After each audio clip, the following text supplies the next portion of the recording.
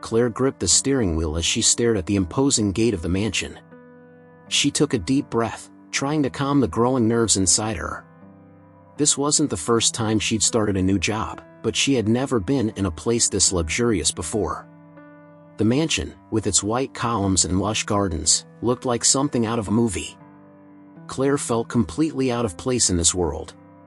She had gotten the job through a recommendation. A doctor for whom she had worked occasionally, cleaning his house, was impressed with her work. He mentioned knowing an important family in town that needed a new housekeeper and recommended Claire without hesitation. She had eagerly accepted the opportunity, excited about the possibility of a better salary, but now, standing before the grandeur of the place, she felt like a tiny ant entering a castle. On the way there, her memories drifted back and forth, recalling her tough childhood and the sacrifices she had made to raise her children alone. Claire was a strong woman, shaped by a life of hard work, but this mansion made her feel small. Still, there was hope. "This will be good," she repeated to herself. "It will be good for me and the boys." She stepped out of the car, adjusted her simple blouse, and walked toward the grand carved wooden door. The housekeeper greeted her with a polite smile. Her name was Madison, a serious woman, perhaps in her 40s, neatly dressed, with a rigid posture. Claire immediately sensed that Madison wasn't the kind of person you argued with over details. Follow the rules, and everything will be fine, she thought. "Welcome, Claire," Madison said in a neutral tone. "I'll show you your responsibilities, but first, the owners would like to meet you briefly." Claire was surprised. She hadn't expected to meet the owners of the mansion so soon. Her heart raced. It would be good to make a good first impression. They walked through the wide corridors of the house, adorned with luxurious tapestries and paintings of landscapes Claire had only seen in magazines. Everything here seemed designed to showcase wealth and power. When they reached the living room, Claire was introduced to Robert and Margaret, the owners of the house. Robert, the patriarch, was a tall, serious man with a cold, distant look. He greeted her formally, showing little interest. "Welcome. We expect impeccable service," he said before retreating to his office. Margaret, however, stood still for a moment. Her gaze seemed fixed on Claire. An uncomfortable silence settled, as Margaret's eyes examined her from head to toe with a mix of confusion and something else. Claire could feel the air becoming heavy, almost as if her presence was causing an unexpected reaction. Margaret quickly masked her emotions, shook Claire's hand, and whispered a dry welcome before turning and leaving. Madison observed the scene with curiosity but said nothing. She simply motioned for Claire to follow her, describing the tasks and areas of the house she was expected to keep in order. It was an intense routine, but Claire was used to hard work. Besides, the pay made it worthwhile. "This is the last room you'll take care of today," Madison said, stopping in front of a discreet door at the end of a long hallway. "The family rarely uses this room. It's like a guest room, but they don't use it often. Just keep it clean." Claire nodded, paying close attention to the housekeeper's instructions. When Madison left, Claire took a deep breath and entered the room, expecting it to be just another empty space with no history. As soon as she stepped into the room, something changed. The air seemed thicker, and there was a strange calm in the atmosphere. The curtains were partially drawn, letting in soft light. The place was spotless, but what truly froze her was the strange feeling that something was watching her. Her eyes were drawn to a wall at the back. She froze. The room was decorated in soft tones and antique furniture, but that didn't matter. What left her speechless was what she saw on the wall, something that made her catch her breath and stand still, her heart pounding. What Claire saw there would mark the beginning of a series of questions she never imagined she would have to ask. Claire stood frozen, staring at the large portrait on the wall. Her heart was beating so fast she could feel it in her throat. The young woman in the painting was her, there was no doubt. But it was impossible. How could someone have a painting of her, dressed in clothes she had never worn, in a place she had never been? Her eyes scanned every detail of the portrait. The girl's hair was perfectly styled, as if she were preparing for an important event. The dress she wore was unlike anything Claire had ever owned in her life. The decor surrounding the figure in the painting was sophisticated, refined, the opposite of the world Claire knew. But even so, the young woman in the portrait was her, or at least a version of herself from many years ago. Suddenly, Claire felt dizzy, as if the floor were spinning beneath her feet. She clutched one of the antique pieces of furniture in the room, trying to steady herself. "It can't be," she murmured to herself. She took a deep breath, closed her eyes, and tried to organize her thoughts. "It's just a coincidence. It could be someone who just looks like me." But even as she said the words, they felt hollow. The resemblance was too eerie to be mere coincidence. She needed to move, to finish her work. Trying to ignore what she had seen, she grabbed her cleaning cloth and quickly dusted the furniture and objects. But the more she looked around, the more she realized the room felt like a sanctuary, untouched by time. There was barely any dust, as if no one had used the room in years. Even the curtains, heavy and luxurious, seemed not to have been opened for a long time. When she finished cleaning, Claire felt an uncontrollable urge to find Madison. She needed answers. She hurried down the corridors, but her mind was racing. What would she say? "Hey, I just found a painting of myself in a room I've never been in." It didn't make sense, and Claire didn't want to seem strange or draw unnecessary attention. But something inside her pushed her to learn more. She found Madison organizing some documents in a room near the kitchen. Hesitant, Claire approached. Madison looked at her, curious. "Is something wrong, Claire?" Claire hesitated for a moment but then decided to speak up. I was cleaning one of the rooms, the one you said was like a guest room, and, well, I saw a picture, a painting, actually. It's of a girl." "Oh, that must be Sophie's painting." Madison smiled almost automatically, as if she were used to questions about the family's past. "Sophie?" The name echoed in Claire's mind. "Who is Sophie?" Madison stopped organizing the papers and turned fully to Claire. Sophie was the owner's daughter. She passed away many years ago. A tragic accident. I didn't know Sophie personally, I started working here shortly after her death. But the family still keeps some of her belongings, like the portrait you saw. Claire felt a chill run down her spine. She looked a lot like me," she murmured, almost to herself. Madison frowned and, for the first time, looked at Claire more closely. "Now that you mention it, you really do look alike. It's kind of eerie, to be honest." The discomfort in Claire's chest grew. How was it possible that she, a woman with no connection to this family, could look so much like a girl who died years ago? And was she an only child? She asked, her voice trembling, though she wasn't sure why it mattered so much to her. Madison shook her head. "As far as I know, yes. At least, that's what I've been told. The family doesn't like to talk about the past, especially about Sophie. I think it's too painful for them.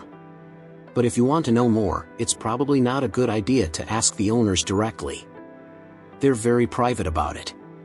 Claire nodded slowly. She knew that asking the owners directly would be inappropriate and possibly dangerous.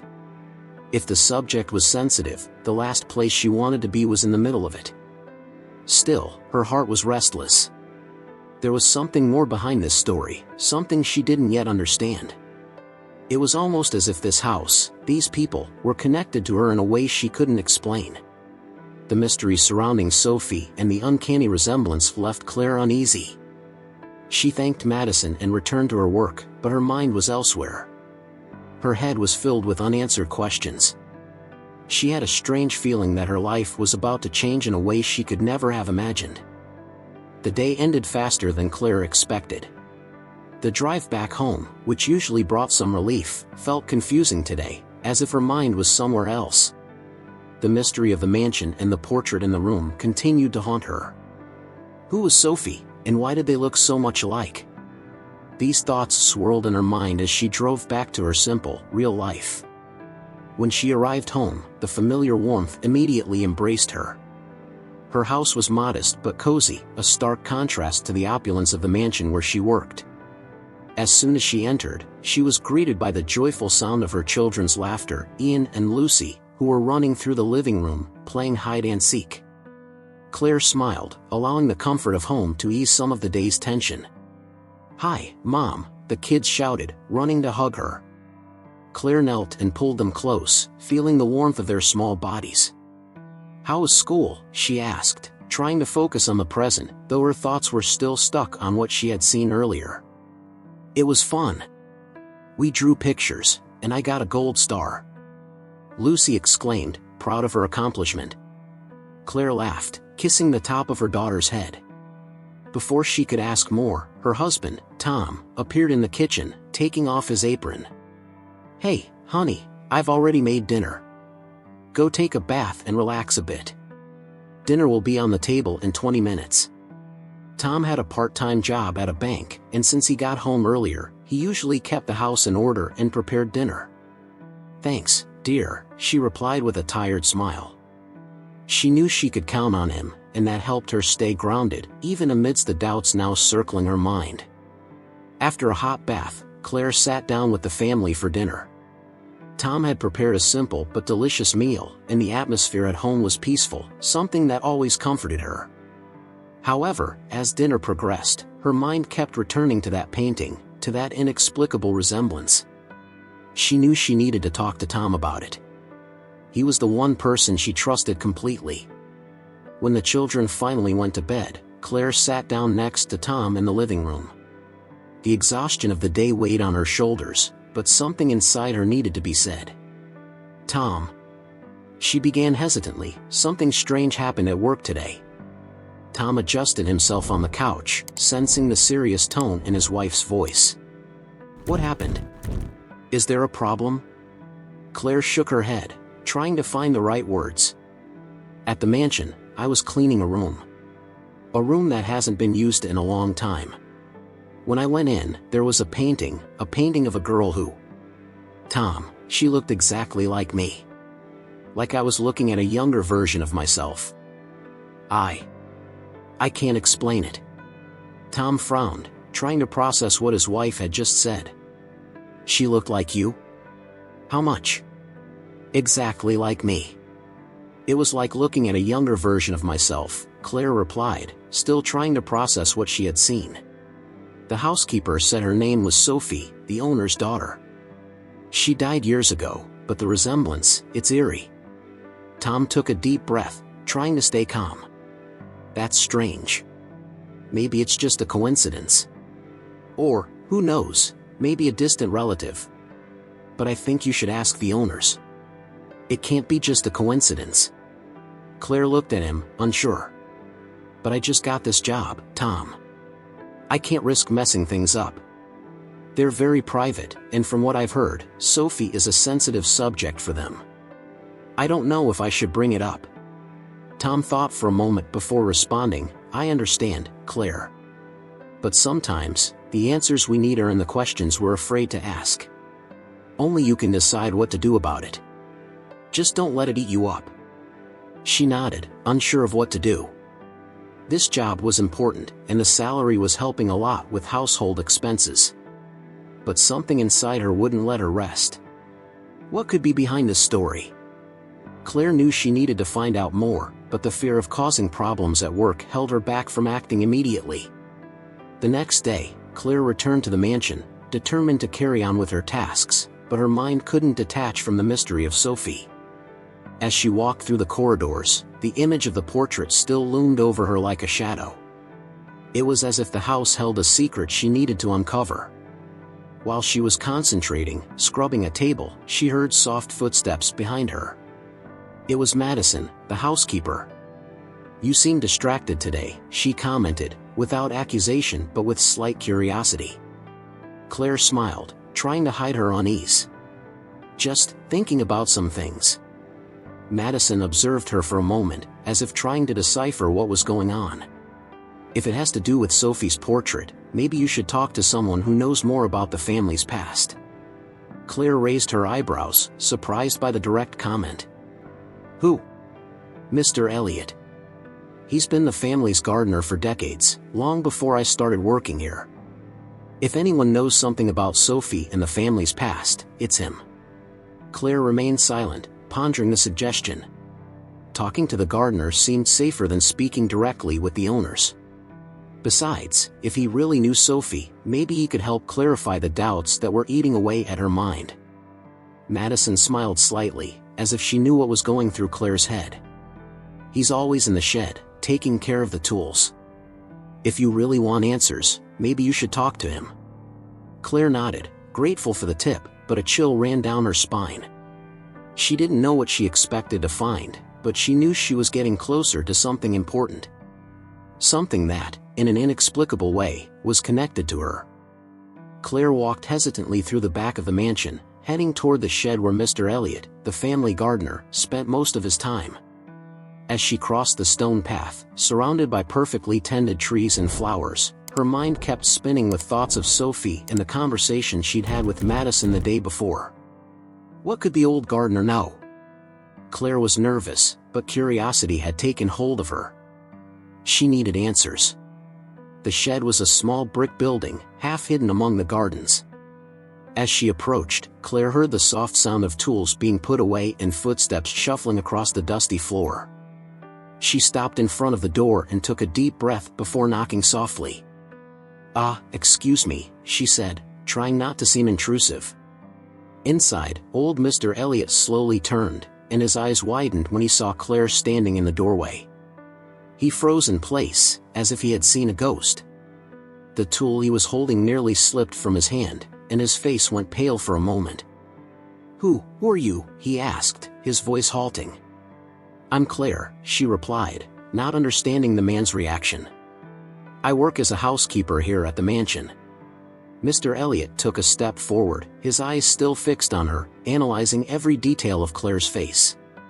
He took a few seconds before shaking his head and muttering something inaudible to himself. "Sophie," he whispered, almost in shock. "Sorry, what?" Claire asked, surprised by the reaction. The old man shook his head as if trying to compose himself. "Oh, excuse me. You look so much like someone I knew. I can't believe the resemblance." "It was Sophie, wasn't it?" Claire asked directly, unable to hide her unease any longer. "The housekeeper told me about her. And I saw a painting. She looks exactly like me."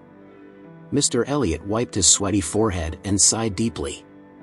"Sophie, yes, she looked a lot like you. It's eerie. You could be twins." Claire felt a chill run down her spine. "I need to understand what this means," she said, almost desperately. "Who is Sophie? And why do I look so much like her?" "Madison said you've been here for many years and might know more about the family's past." Mr. Elliot shrugged, his sad eyes revealing a deep knowledge he had kept buried for a long time. "Sophie was a lovely girl. Curious, she would always spend time with me here in the garden. She loved flowers, always wanted to learn how to care for them. The garden was her refuge." He walked over to a shelf and picked up a small pruning shear, holding it between his fingers as he spoke. But what most people don't know, and even Sophie didn't know, is that she wasn't an only child.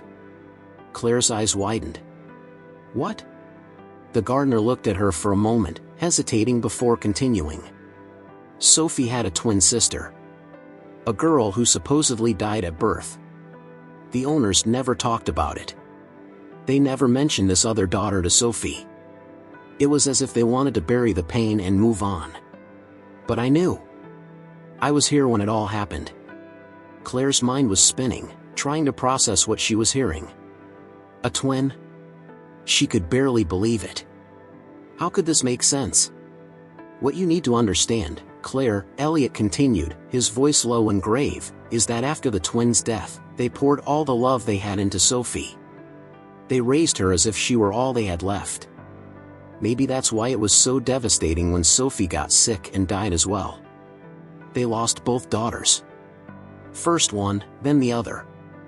Claire felt a sharp pang in her chest as she listened to those words. She could feel the weight of the tragedy that had hung over that family for so long. "But please, don't misunderstand me," Elliot continued.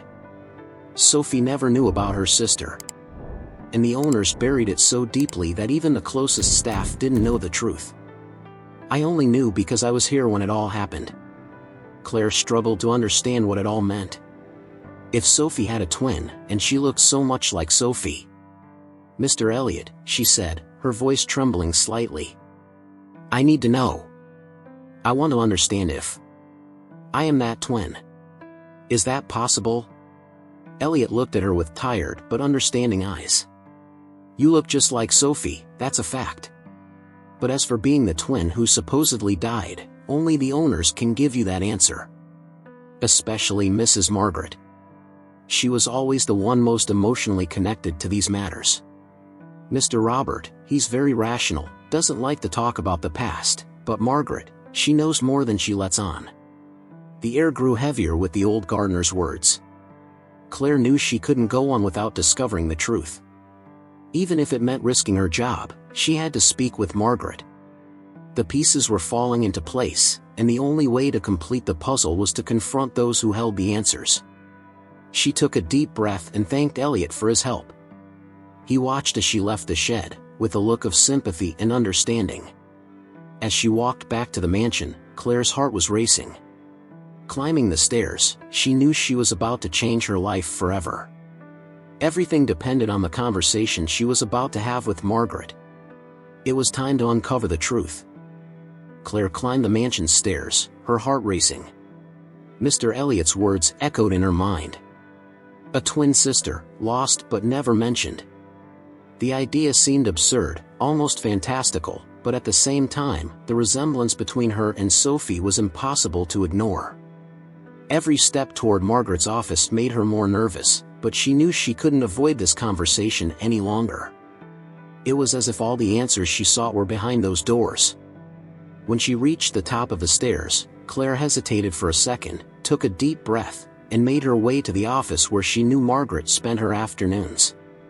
The door was slightly ajar, and through the gap, Claire could see Mrs. Margaret sitting at her desk, papers scattered in front of her. She seemed lost in thought, her expression weary, making her look much older than she was. Claire knocked lightly on the door. Margaret looked up, surprised, and when her eyes landed on Claire, for a brief second, a look of shock crossed her face. But she quickly composed herself, pressing her lips together. Claire, what brings you here? Margaret's voice was polite, but there was an underlying tension. Claire stepped into the room, closing the door behind her. Her fingers were trembling, but she knew she had to face this moment. Mrs. Margaret. I need to talk to you about something important. Margaret tilted her head, studying Claire with a look that mixed curiosity and something else, as if she already knew what was coming. Of course, Claire. What's going on? She adjusted herself in her chair, crossing her hands in her lap, but her posture remained stiff. Claire felt the weight of the words about to come out, as if the air around her had thickened. I found a portrait, in the guest room. A portrait of Sophie. The mention of her late daughter's name made the atmosphere colder. Margaret straightened her posture even more, her eyes darkening. Yes, the portrait of my daughter. A beautiful painting, isn't it? Yes, Claire agreed, swallowing hard. But that's not all. I look a lot like her. Almost as if we were the same person. And I can't understand why. Margaret remained still, her eyes fixed on Claire, not blinking.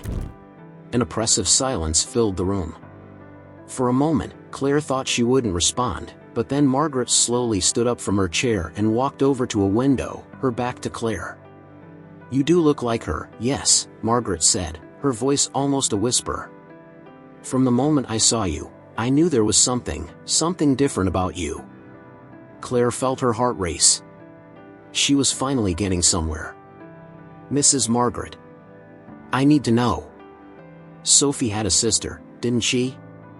A twin sister. Margaret shuddered slightly.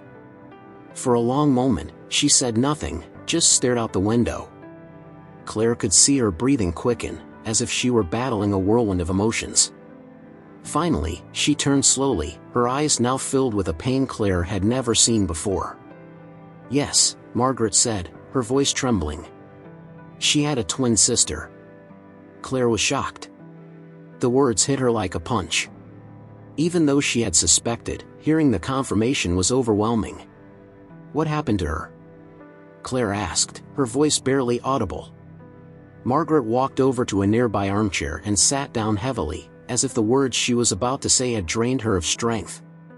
"We were told she didn't survive the birth. It was one of the happiest and most terrible days of our lives. We lost a daughter, but we still had Sophie.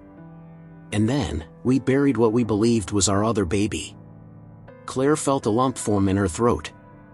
The silence hung over them, heavy with pain and unanswered questions. "But," Claire began, unsure of how to continue. What if she didn't die? What if I am that daughter?" Margaret's eyes widened for a moment, and the air in the room seemed to disappear. Claire's words hung in the air like an unbearable truth, something Margaret seemed to already know on some level but had never allowed to surface. She slowly stood up and walked toward Claire, and for the first time since meeting her, there were tears in her eyes. I never thought this was possible," Margaret's voice cracked, as if she were breaking inside. "But from the moment I saw you, Claire, I knew there was something inexplicable." Margaret stopped in front of Claire, her gaze fixed on the woman before her, as if trying to recognize in her the daughter she had never known.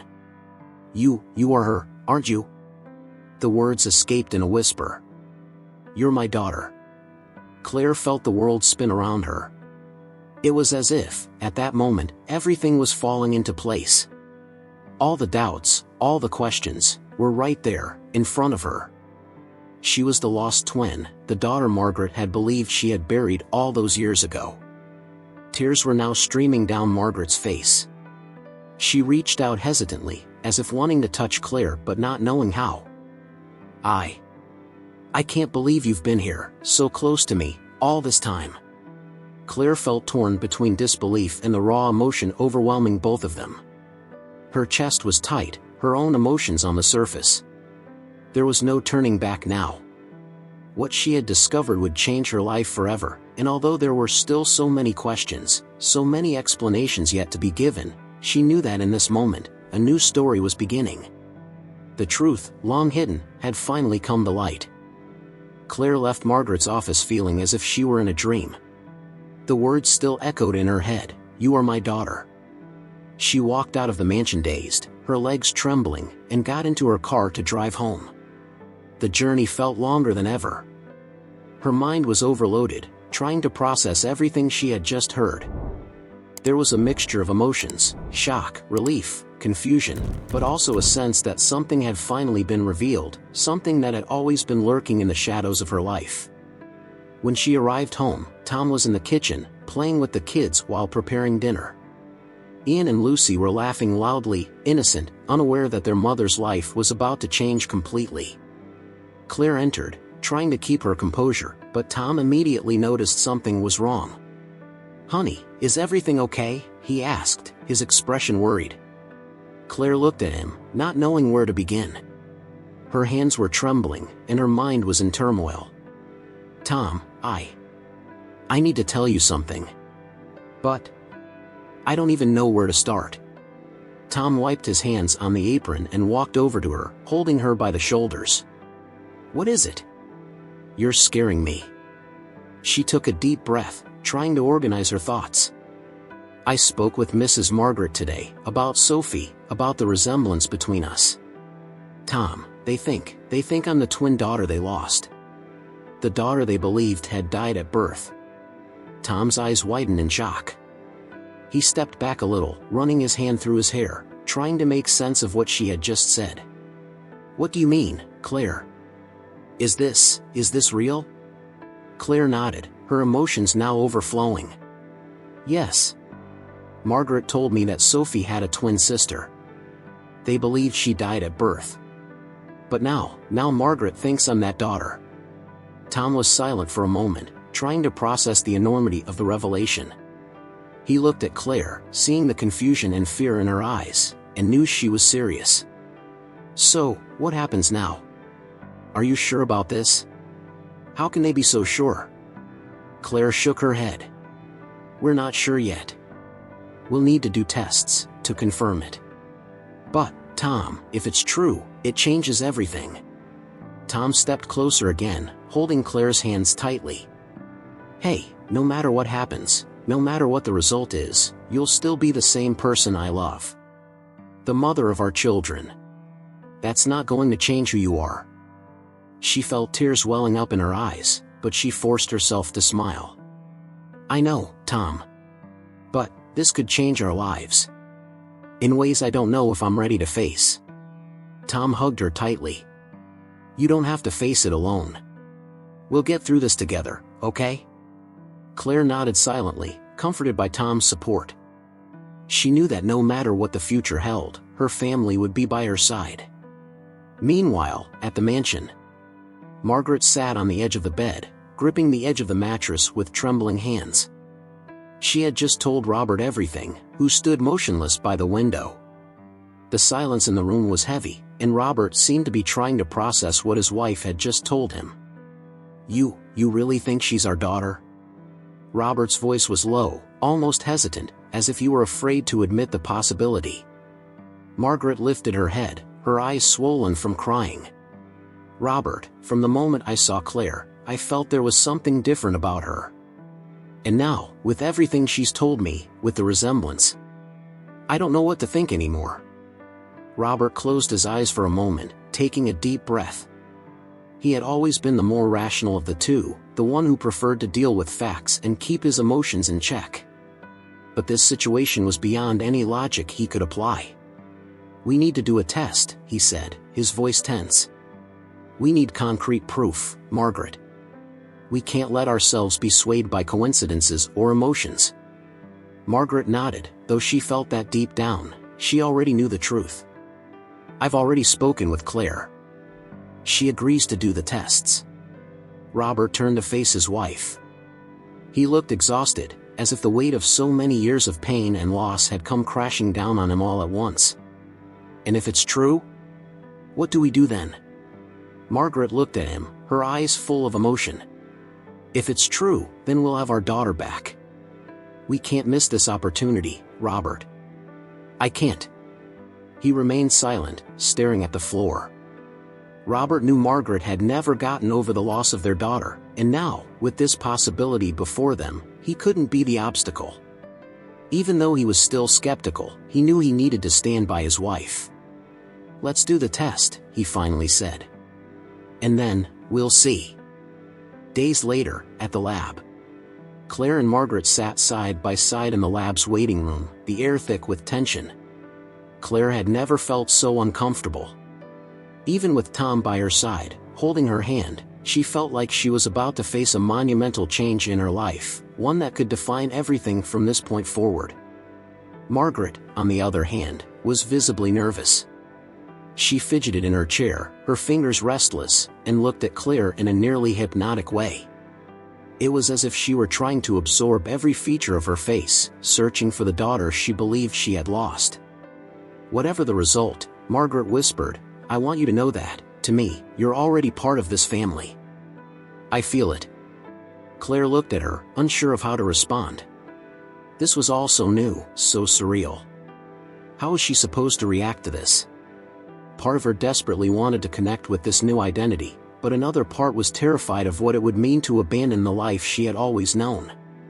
Shortly after, a doctor entered the room. He held an envelope, and Claire felt her heart sink. That envelope contained the answer that would change everything. Margaret held her breath, her eyes fixed on the doctor. Robert, who had arrived shortly before, stood beside her, his expression serious and unreadable. The doctor opened the envelope and calmly read the results before speaking. "The DNA tests confirm.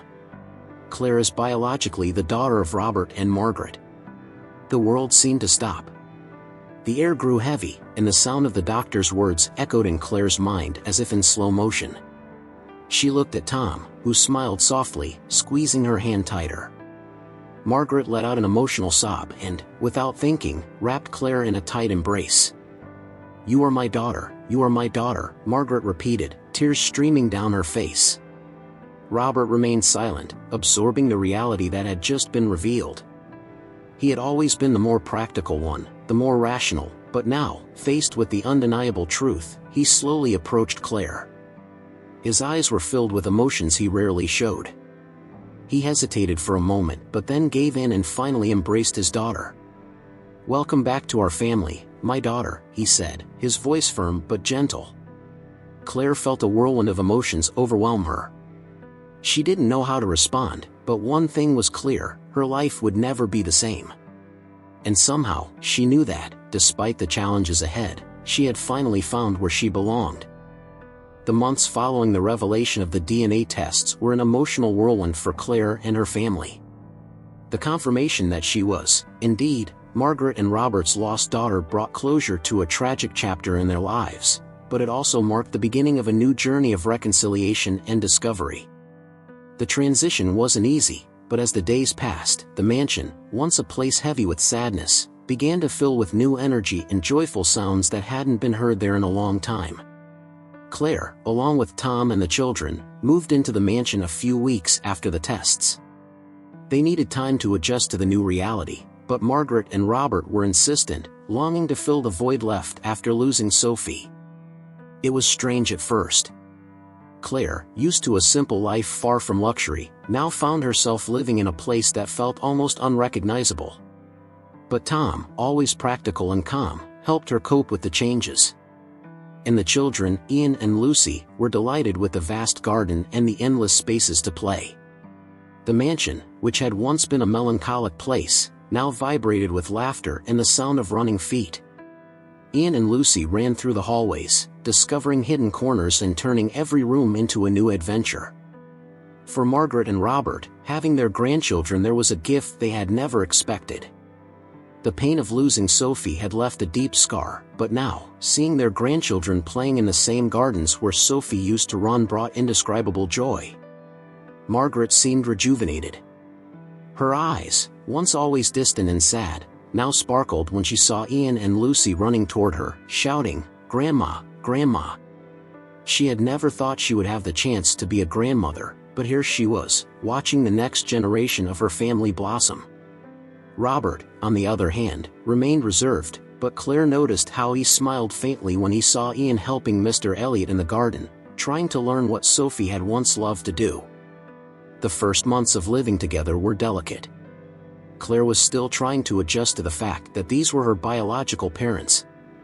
Although the DNA confirmation was undeniable, the emotional bond between them had to be built from scratch. Margaret was understanding and patient. She knew the process would be slow. Instead of trying to force a relationship, she gave Claire space, allowing the two of them to get to know each other little by little. The relationship between Claire and Margaret blossomed gradually. They began spending more time together, sharing stories and everyday moments. Margaret loved to talk about Sophie and the happy days they had spent together. She also wanted to hear about Claire's life, about how she had grown up and the struggles she had faced over the years. For Claire, hearing these stories was like filling in the gaps of a life she had never known. Each piece of Sophie's story helped her understand more about who she was and how she fit into this new reality. Over time, Claire also grew closer to Robert. He was a man of few words, but his strong presence was comforting. Although he wasn't one to show much emotion, Claire could see the effort he made to include her in his life. He began inviting her to join him in small activities that were part of his routine, like walking through the gardens or helping him review important documents. These small gestures opened the way for Claire to see a softer, more caring side of her biological father, a side he rarely showed to others. One morning, as Claire watched the children playing in the garden, Margaret quietly approached and sat beside her. They sat in silence for a few minutes, simply enjoying the tranquility of the scene before them. "You know," Margaret said, breaking the silence, "many years ago, when we lost Sophie, I thought I would never be happy again. The mansion became so empty, so sad. But now, with you and your family here, it feels like life has blossomed again." Claire smiled, touched by her mother's words. "I still feel like a stranger here sometimes," she confessed. It's a lot to process. Margaret nodded, understanding. I know. I'm not asking you to forget the life you had before you found us. I know those were hard years. But I'm here to tell you that, whether as a daughter, as a friend, or however you feel, you will always have a place here. Claire felt tears welling up, but she held them back. Thank you, Mom, she said, the words sounding more natural each time they came out of her mouth. Over time, the mansion became more than just a place of painful memories. It transformed into a vibrant home, full of new stories and new hopes. Claire, though still carrying the marks of her past life, now felt part of something bigger. The bonds with Margaret and Robert grew stronger each day, and she finally began to feel that she had found her place in the world, not just as the lost daughter, but as a woman who had overcome all adversity. At the end of that evening, Claire, Tom, and the children sat down to dinner in the mansion's grand dining room, with Margaret and Robert seated at the head of the table. The children were excited, sharing their day's adventures, while Margaret and Robert smiled, delighted by the renewed energy in the house. Claire looked around and felt a peace she hadn't felt in a long time. She had never imagined her life would take this path, but now, surrounded by her family, both the one she had built and the one she had found, she knew she was exactly where she was meant to be. If you enjoyed this story, don't forget to subscribe to the channel, like the video, leave a comment, and check out our next story.